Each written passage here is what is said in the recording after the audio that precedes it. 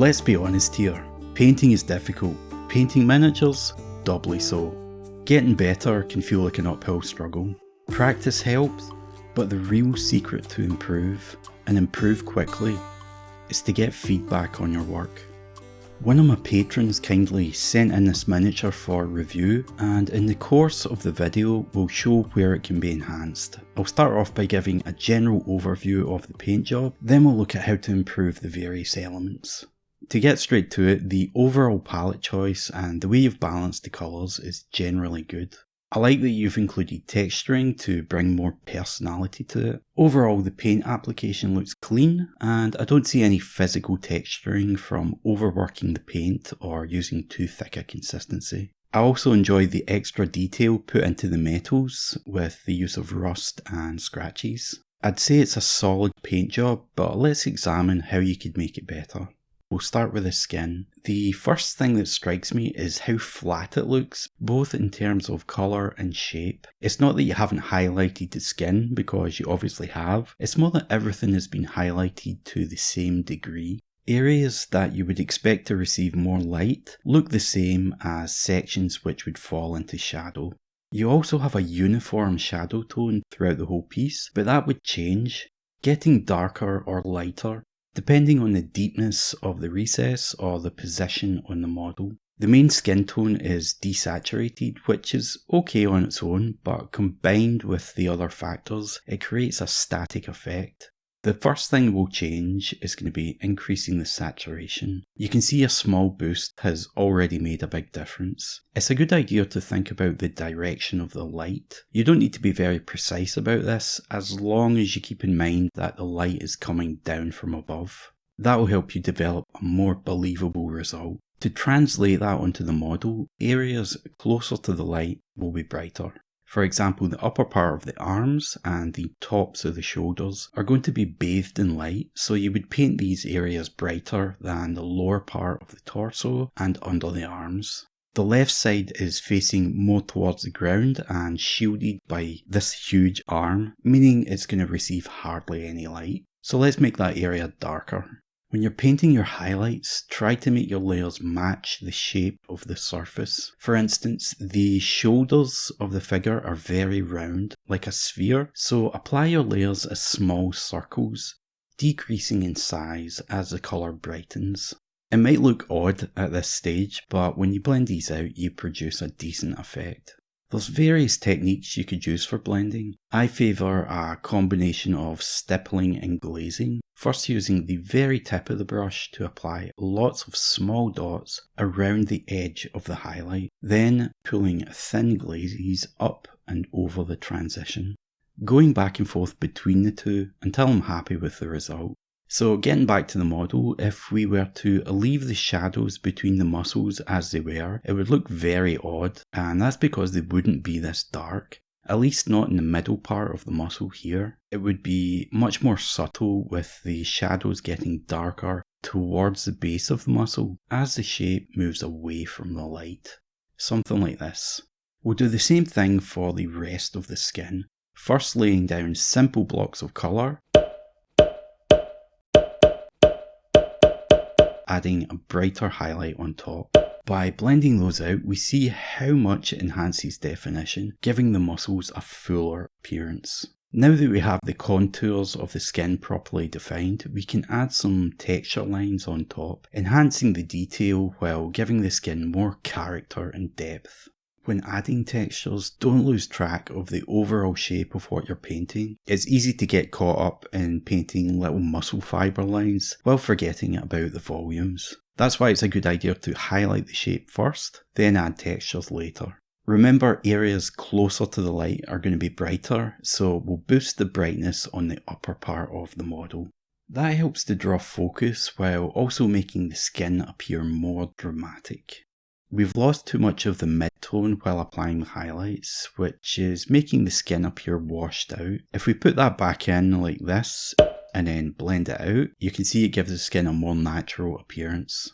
As the figure has some bionic parts, it would be good to include some colour variation around the spots where they join the skin. maybe a reddish tone to simulate inflammation. This would give you more variation to the skin, adding character and interest. We lost some of the smaller sculpted details doing all this, so let's bring those back.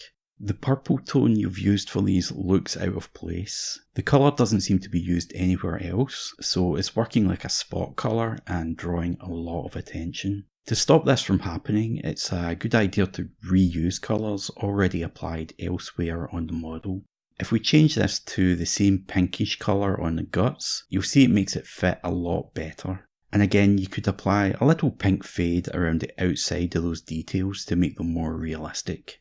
The exposed vein on the arm is looking slightly odd, mostly because the highlight is too extreme. You could paint it a touch duller, then glaze over it with some of the blue from the shorts or the pink from the guts. That would give you a better effect. Moving on to the claw, it feels like you could have done more with it. It would have been cool to create a dramatic colour change, perhaps making it fade to black as you nail the tip. Also, as your eyes naturally want to go from dark to light, this will help guide your eyes up to the brighter parts of the model near the top. We can add a small highlight on top of the claw here, and then pick out the little pointed elements along the length. In this area, we can help to bridge the gap between the claw and the skin just by adding some texture. That brings in a bit more interest, and it helps the colour change appear natural and less abrupt. If you like, you can repeat that texture on other parts of the skin to add another level of detail, but it's not totally necessary. Moving on, the guts are actually decent, but they lack a bit of vibrancy. If we increase the saturation slightly, we'll enhance their appearance. The only problem is that the intensity of the guts are now pulling attention away from the face.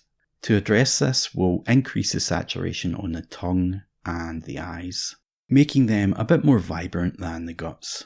And you can see that that small change brings attention back to the face. I can't show this with Photoshop, but it might be nice to employ some kind of gloss effects here. Maybe some dripping saliva on the tongue and some blood effects. You can get some nice results using Tamiya clear paints. Tamiya clear red mixed with a small amount of smoke gives a very realistic blood effect. You could also use a water effect to get this saliva. Woodland Scenic Real Water is great. It's like a thick paste that dries clear and you can sculpt it while it's still wet. It's usually used to create water effects on resin, but you could easily use it for saliva as well. Next, we're going to take a look at the horns. They're nice, but you might have rushed the highlights slightly. They're a little unrefined in places. Also, as they lack shading, you don't get a clear sense of their shape. With the light coming down from above, that would put the underside of the horns into shadow. If we just make that area darker, you can see you get a much stronger 3D effect. To finish those off, we'll add a more obvious highlight on the top side. Alright, so next up we're going to look at the metal sections. These are pretty good overall with decent value separation. However, adding edge highlights is going to really enhance the readability of the details.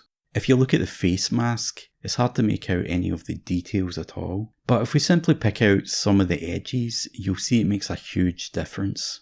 And we can do the same sort of thing on the arm. It's quite a small change, but it really helps to give those sections more definition.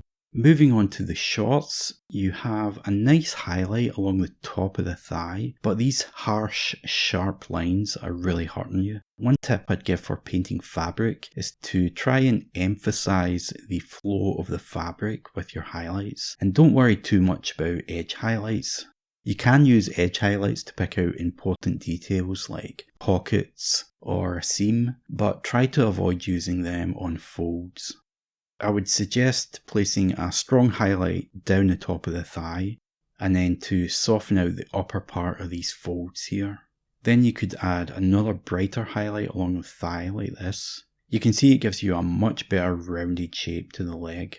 Even though the shape looks better, the colour looks a bit off now. I think what's happening is as the skin is quite bright, the light blue of these shots is creating a bit of a clash, making these two sections fight for attention. We can correct this quite easily by simply using a darker blue. You can see that gives us more contrast between these two elements, while retaining focus around the top part of the figure. Now we've sorted that issue, we can pick out the small holes in the fabric, just using a little edge highlight. Notice that these are placed on the lower part of the hole. Remember, we have the light coming down from above, so the light would pass over the top part and hit that lower edge, as this is the area that's actually facing the light. The black belt is fine, but adding a few highlights will prevent it from looking flat. Finally, we're going to look at the base, and I think this is hurting you a little. It doesn't really add anything to the figure. I would try to put a bit more thought into the composition and then incorporate colours from the model into the base when you're painting it. That's going to help to give you a more cohesive look. Right now the base and model feel slightly detached from each other. I don't want to mess about with this too much, but something quick you could do to improve it would be to simply make it darker towards the outside edge. Your eye always wants to go from dark to light, so this is going to help to force attention into the middle of the base, drawing the viewer's eyes to the model. These saturated orange leaves are a bit too attention grabbing, so if we dull them down a bit, we'll keep them in the background. If you want to get better at basing, I can recommend checking out a book called The Rise of Fantasy by Juan Barrena. It has some pretty good information on composing bases.